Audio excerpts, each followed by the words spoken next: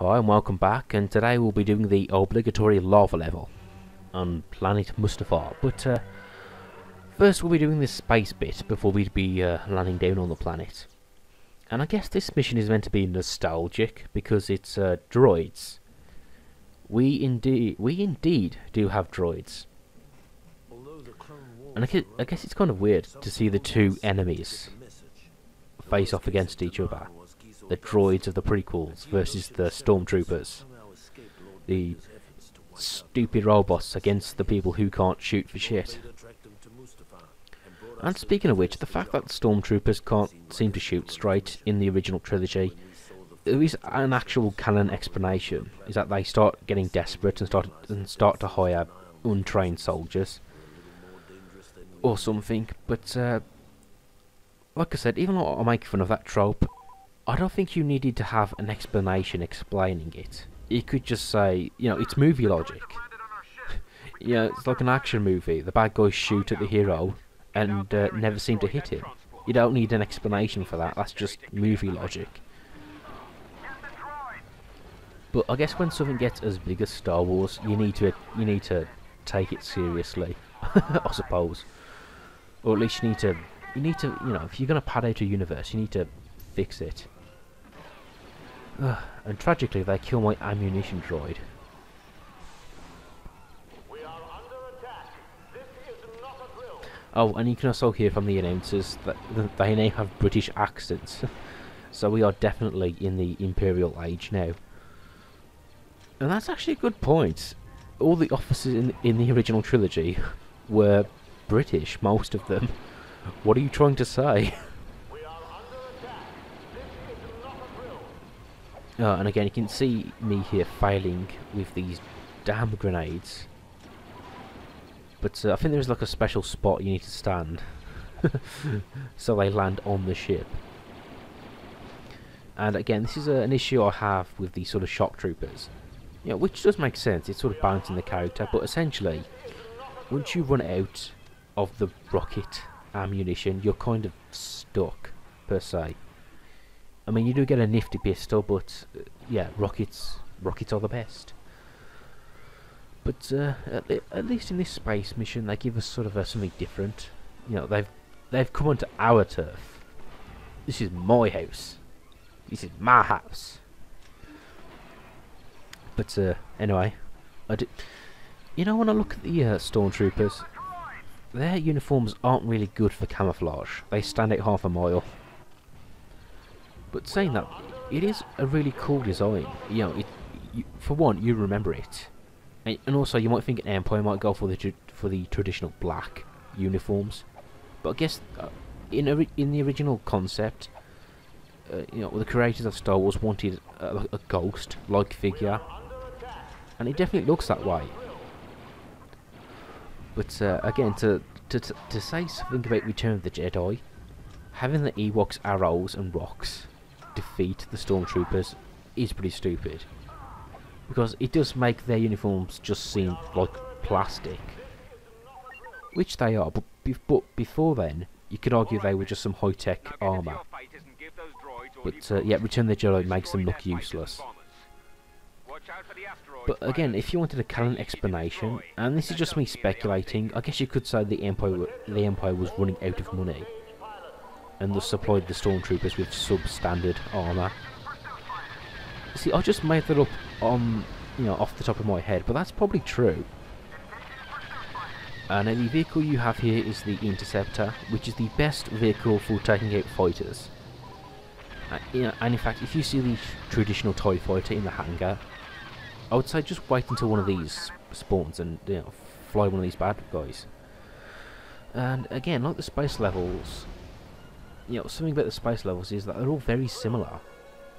You know, granted, just two ships and space in between, which is arguably all you need. Now, granted, this one does throw something new at you with these asteroids. And to be fair, you know, the odds of successfully navigating an asteroid field is like 1,000,000 to 1. But you know, never tell me the odds. I can just do it anyway. I'll limit this now. I'm just not good at, you know, following these guys and locking onto them. Although the Interceptor is a pretty cool badass ship. And yeah, it's the one Darth Vader uses. So you know I'm going to use this one.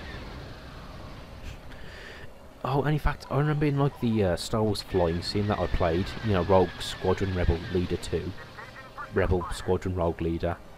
Anyway, something funny I remember about that is that if you play as Darth Vader, you know, shooting down other people's ships, and if you accidentally shoot one of your fellow ships, you know, the other guys will go, "Excuse me, Mr. Vader, please stop shooting me."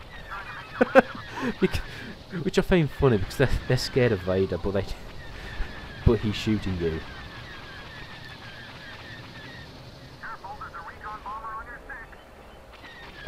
Yeah. Then again, the enemies seem to have homing missiles, and I'm not sure if you do.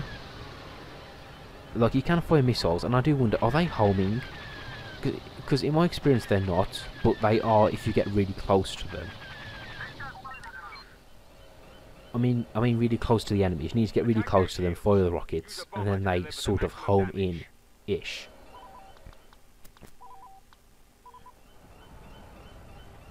Falling through space again. Don't worry, I'll tell you what, if you ever find yourself falling through space, when you're about to hit the ground, do a ground pound, and you won't receive any damage.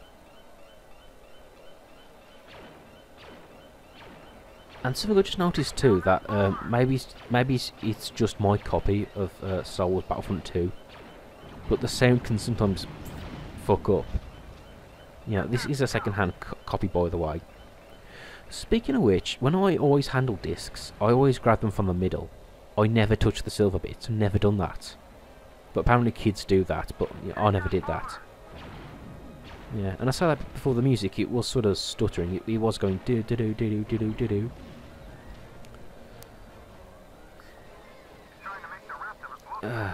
Well, I am the only character that's playable, mate. Oh, and again, I've said this before, but this bombing tactic is very useful. I'll sort of fly upwards and then bomb coming downwards. Very important to note, because even though you're in space, your bombs are affected by gravity. I know.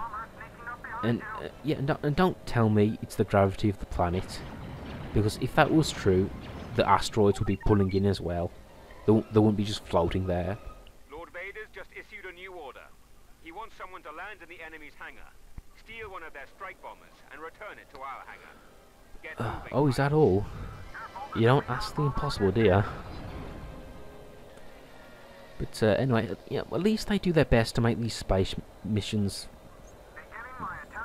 you know, different from each other. I mean, granted, you do similar things, but in each one you do different things. Like, for example, in this one, we're not actually going to attack their computers. We're just nicking a ship.